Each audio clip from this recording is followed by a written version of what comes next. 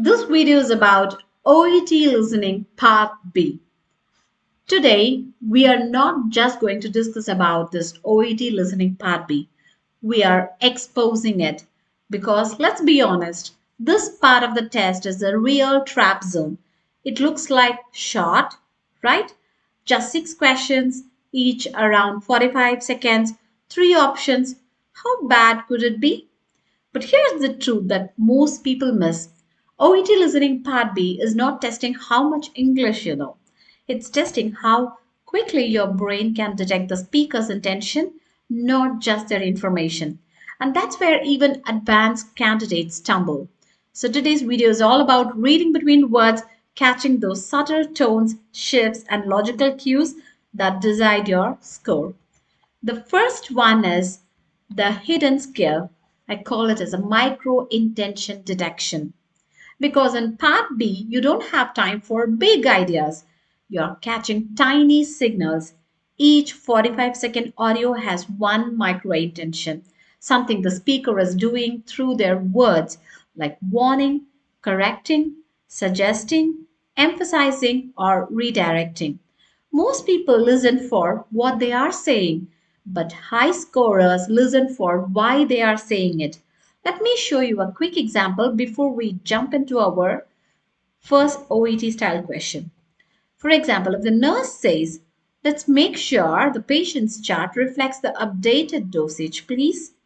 So this means most candidates think, okay, the topic is medication records.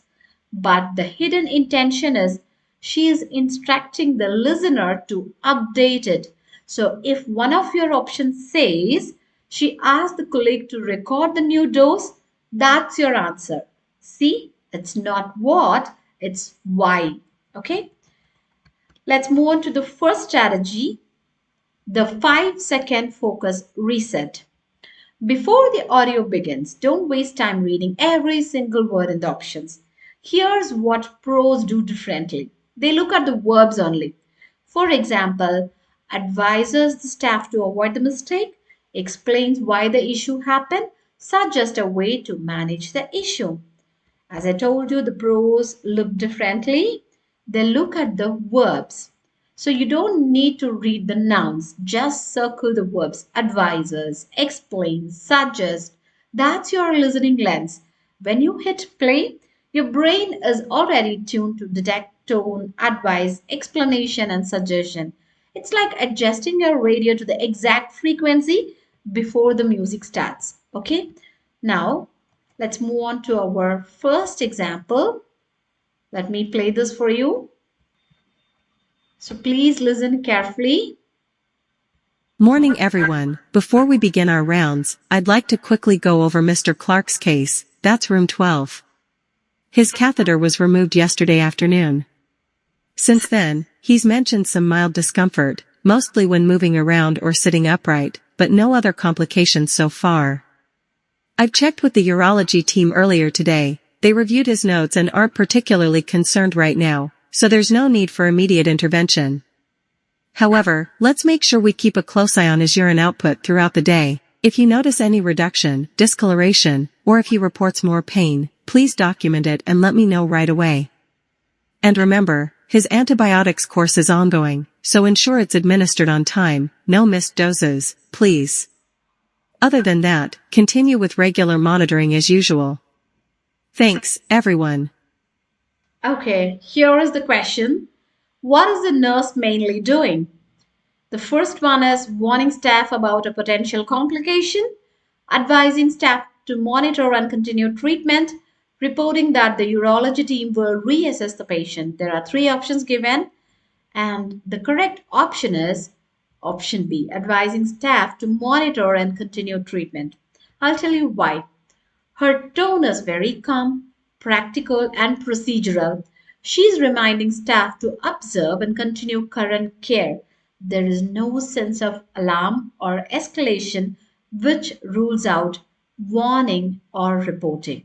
Got it? So, answer B is the correct option. Okay, now let's move on to our second one. So this is the functional shift, I could say. This is the most advanced concept that no one teaches. So Please make a note of it. Sometimes the speaker starts with one intention and in the shifts will change in the mid audio. That's where OET traps you. Now listen to an example here. Alright everyone, before we get started, just a quick clarification about the ventilator checks.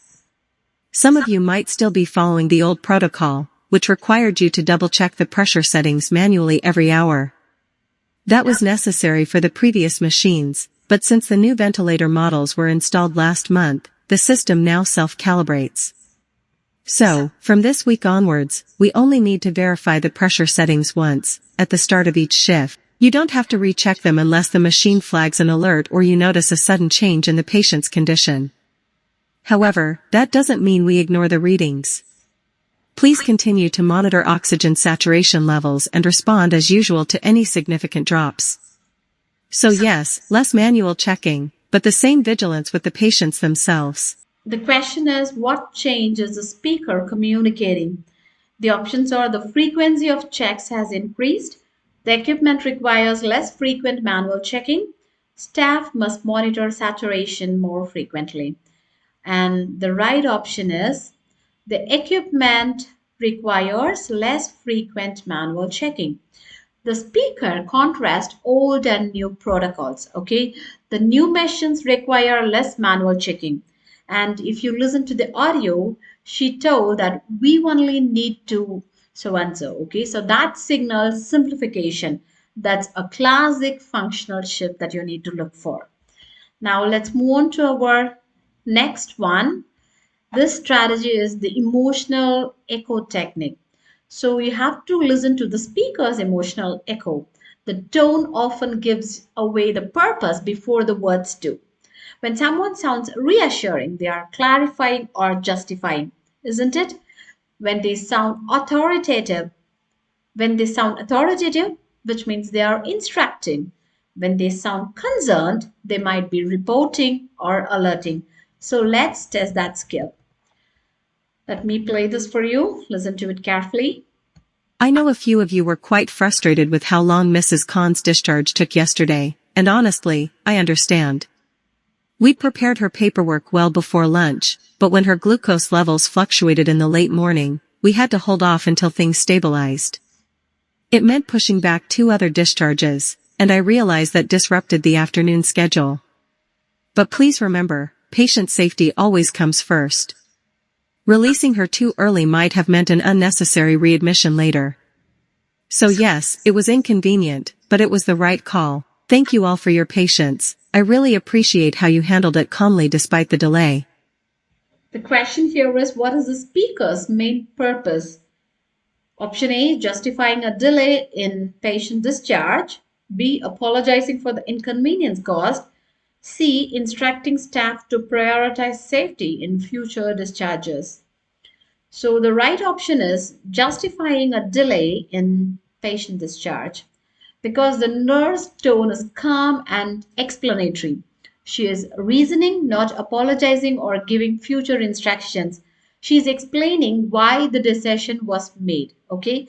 Remember, every part B clip gives you just enough information to identify purpose, tone, and function, not every detail. So stop chasing content like who, what, when. Instead, try to chase purpose verbs, verbs such as advise, suggest, instruct, explain, correct, remind, encourage, warn. Got it? So if you master that, each short clip becomes a mini psychology puzzle and you start seeing the test the way examiners designed it.